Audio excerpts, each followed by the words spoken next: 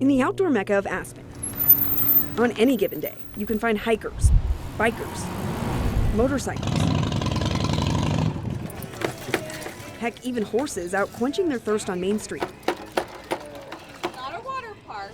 But it's what you won't find that's stirring controversy. It was a polarizing decision for the community. ATVs are no longer welcome here. It's being singled out. Off-road unlicensed vehicles have long been banned on public roads in Colorado, but most cities and towns don't enforce the law.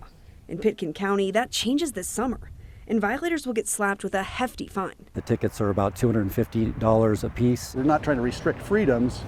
We're trying to preserve a resource which is very valuable. Let's take this full throttle and go 360 for 5 perspectives. Hear more from Pitkin County leaders, whose message is simple. If you want to ride ATVs, go elsewhere. An Aspen local who says this is about the noise and environmental impact. A longtime business owner who says it prevents those with disabilities from enjoying the outdoors. And finally, an avid rider who says banning them is not the answer. First, we need some context on how we got here. Pitkin County decided to deal with it because really the change in technology. I think the side-by-side razors are able to go further, faster. From the county's perspective, this is about protecting the solitude and beauty of Aspen Mountain, a land of many uses. And for them, there's no more Mr. Nice Guy. The message is that there are other places in Colorado where they can operate legally, and we encourage them to go there. Brian Pettit runs Public Works. This is an example of a smaller sign. He's the guy behind these signs warning against off-highway use. So the backside of Aspen Mountain is where we really had the conflict issue. Our perspective may be a little bit unique in the state.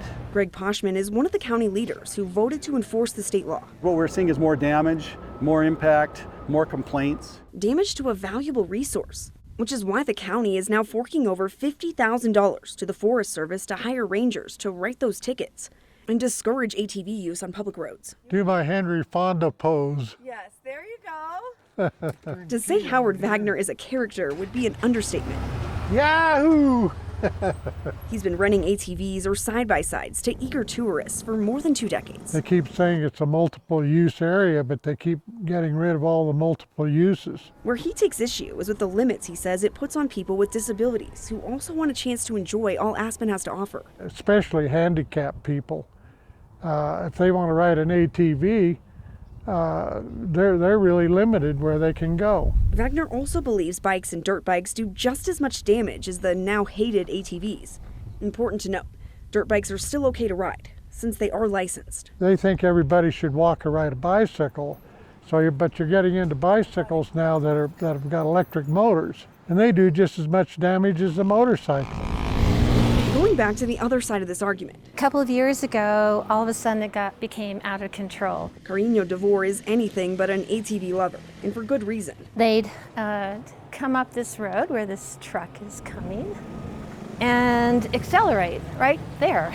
Totally noisy, constant noise and dust. And also safety. Now, we can't forget about the people who love to ride them. More and more closures are happening, and it's kind of a shame. Matt Faltzko says this is about access and the ability for farmers and ranchers to take care of their land and go where they need to go. Make the right decision. Get everybody's voice before you make a complete closure. For Aspen's part, they say they're going with the majority. 60% of the people who call this home say they were in support of enforcing the ban. No matter which side of the ride you agree with, some might say this is Aspen just being Aspen, the land of the elite. But they say this is about a scenic bastion of beauty, too spectacular to risk. Aspen is a very old community, and we cherish our mountains, and we cherish being able to hike and have the tranquility of the mountains. In Aspen, Jennifer Kowaleski, Denver 7.